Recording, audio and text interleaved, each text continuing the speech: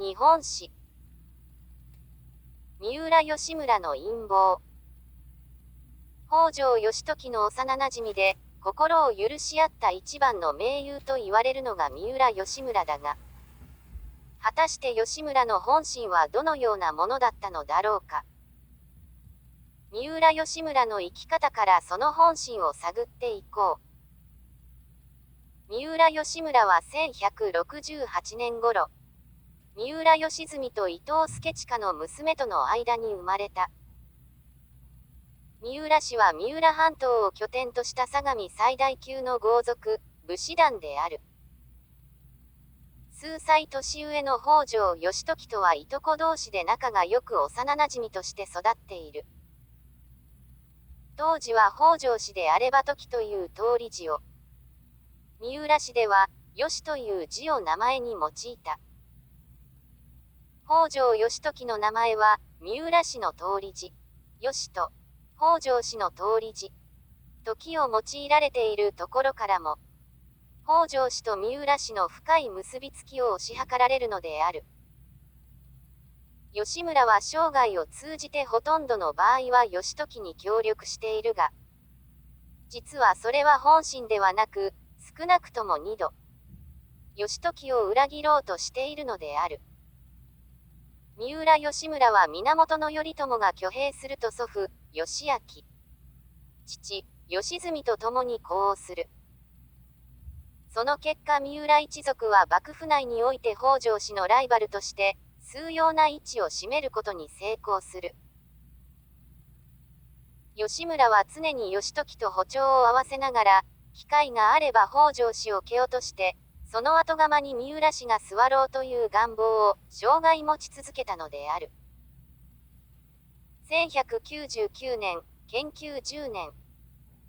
頼朝が逝去すると父の義澄は、二代将軍、頼家を補佐する鎌倉殿の13人のメンバーに選出されている。頼家は乳母の比企能員や梶原景時など、一部の側近の意見のみで政治を行ったため、不満を持つ御家人たちは頼家の弟、実朝を擁立しようとする北条氏のもとに集まった。義村は父の義澄が実直で情が厚いのとは対照的に、冷徹で暴将と呼ぶにふさわしいしたたかな武将であった。義村は北条政子の妹、阿波局と図ってまず梶原景時の追い落としに成功する。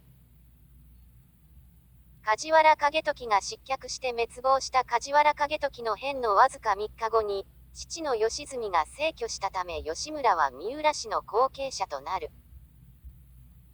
続いて足立森長も逝去したため、13人の合議制は解体する事態となった。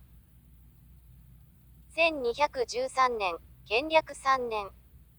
義時は侍所別当の和田義盛を挑発して謀反を起こすように仕向ける。義盛は本家筋の義村と謀反の打ち合わせを行ったが、義村は計画をすべて義時にばらして和田一族を滅亡させている。義村にとって身内を裏切ることなどは日常茶飯事で、三浦氏が生き残るためには手段を選ばなかったのである。1219年、建保7年。頼家の維持、公暁が三代将軍、実朝を鶴岡八幡宮で暗殺する。謎の多いこの事件にも、公暁の乳母である義村が深く関わっていると言われている。これが義村が計画した第1回目の北条氏追い落としだが、義村は実朝と共に義時も抹殺しようとしたが失敗したため、口封じに公暁を抹殺したと言われている。1221年の承久の乱では、朝廷側についた弟、種義を見殺しにして義時に情報を漏らして幕府軍を勝利に導いている。義村が第2回目の北条氏追い落としを図るのは、北条義時が死去した1224年、元仁元年である。義時が急死であったため、毒殺説や暗殺説が語られることも多いが、義時の後家、伊賀の方が後継の執権に泰時ではなく、我が子の政村を就任させようと暗躍する。伊賀の方は義村にも協力を求めたが、それを知った北条政子は義村邸に乗り込んで、膝詰めで説得する。結局義村は政子に説得され計画を断念し、伊賀の方は入るとなった。時代を読む鋭い目と、誰も思いつかない策略を駆使して、鎌倉幕府の中枢に居座り続けた三浦義村だが、1239年、延応元年に逝去する。新古今和歌集の選者として知られる歌人の藤原定家は、明月記の中で三浦義村に関する印象を、八男六期の謀略、不可思議のものかと書き残している。ダーティーなイメージが常につきまとった義村は、三浦の犬は仲間を食らう。と御家人たちから蔑まれながらも、義時には重用され続けた。義時と義村は権力の中枢に上り詰めるための表裏一体の関係。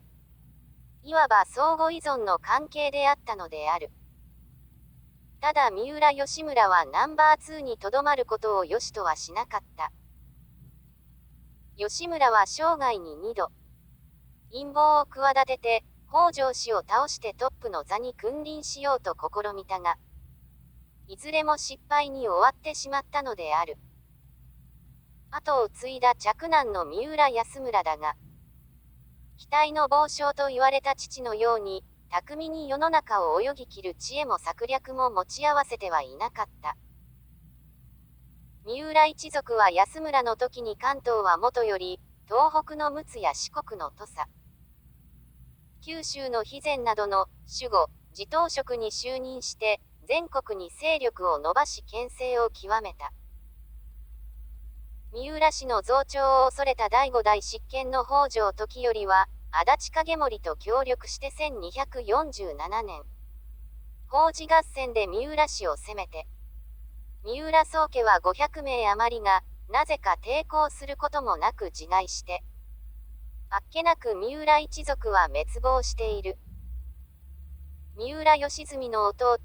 佐原義貫の孫、佐原盛時は北路合戦で北条氏に味方したため、盛時が三浦氏の加盟を継いで、後世まで栄えたのが、せめてもの救いであろうか。